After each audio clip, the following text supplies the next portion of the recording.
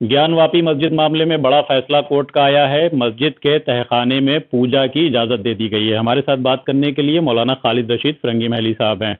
मस्जिद के तहखाने में पूजा करने की इजाज़त दे दी गई है। इस फैसले को आप लोग अब किस नज़र से देख रहे हैं? देखिए, जहाँ तक ज्ञान वापी मस्जिद का सवाल है और मुसलमानों का सवाल है, तो जाहिर सी बात है ये फैसला एक गो में मायूसकुन है, लेकिन नाउम्मीदी किसी को नहीं होनी चाहिए, क्योंकि ऊपरी अदालतों का रास्ता अभी हमारे लिए खुला हुआ है और हमें पूरा इस बात पे यकीन है कि इंशाअल्लाह आगे अदालतों में इंसाफ का मामला किया जाएगा। मौलाना साहब, बताया जा रहा है कि 31 साल पहले जो है पूजा वहाँ पर होती थी और हिंदू पक्षकार का एक कहना है, दावा है कि वहाँ पे तमाम जो जिस तरीके के जो चिन्ह हैं वो मस्जिद के मिले हैं। कितना आप लोग उस बात से सहमत लगते हैं? नहीं, देखिए, आप सब जानते हैं कि ज्ञान वापी मस्जिद आज नहीं बनी है। सैकड़ों साल पुरानी ये मस्जिद है और सैकड़ों सालों से विदाउट एनी गैप पाँचों वक्त की वहाँ नमाज होती है, अजान होती है और वो मस्जिद के तौर पर ही हमेशा से इस्तेमाल होती चली आ रही है।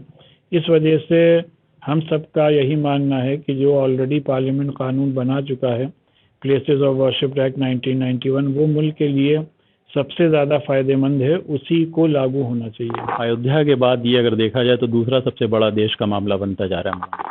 हाँ, नहीं, यकीनी तौर पे अयोध्या का जो मसला था, बाबरी मस्जिद का मसला, वो डिफरेंट था और ये वाला मसला ऑल टुगेदर डिफरेंट है। बहरहाल हम लोगों का यही इसमें नज़रिया है कि इस केस को भी पूरी ताकत के साथ सिर्फ और सिर्फ अदालतों तक ही महदूद रखकर इसको कंटेस्ट किया जाएगा। हाँ साहब, किस तरीके की लोगों से आवाम से अपील करना चाहेंगे और साथ में ये कि क्या इस मामले को लेकर आप लोग आगे की अदालतों का रुख करेंगे? नहीं, आवाम से हमें यही अपील है कि इसमें ज़्यादा मायूसी में मुब्तला होने की ज़रूरत नहीं है। अभी ऊपरी अदालतों का रास्ता खुला हुआ है और मेरी सबसे अपील है कि जो भी अभी अदालत का फ़िलहाल फ़ैसला आया है, इस सिलसिले में लोकल एडमिनिस्ट्रेशन के साथ पूरी तरीके से कोऑपरेट किया जाए और किसी भी किस्म का एहतिजाज ना किया जाए। मौलाना साहब, इससे पहले भी जो बाबरी अयोध्या का मामला आया, उसके बाद एक बात ये चली कि आपस में बैठ के बातचीत हल कर ली जाए। इस मस्जिद के मामले में भी तमाम लोगों ने राय ये ज़रूर रखी कि इस मामले को आपस में बैठ के हल कर लिया जाए। क्या कोई रास्ता निकल सकता है, क्योंकि आपने भी काफ़ी एक लंबा अरसा देखा है? नहीं, देखिए, बातचीत से बड़े बड़े मसाइल हल हो जाते हैं और बेहतर तो यही है कि अगर अदालतों से मसाइल नहीं हल हो रहा है, मसला नहीं हल हो रहा है, तो इसमें बैठकर भी बातचीत करने पर दोनों साइड्स को गौर करना चाहिए।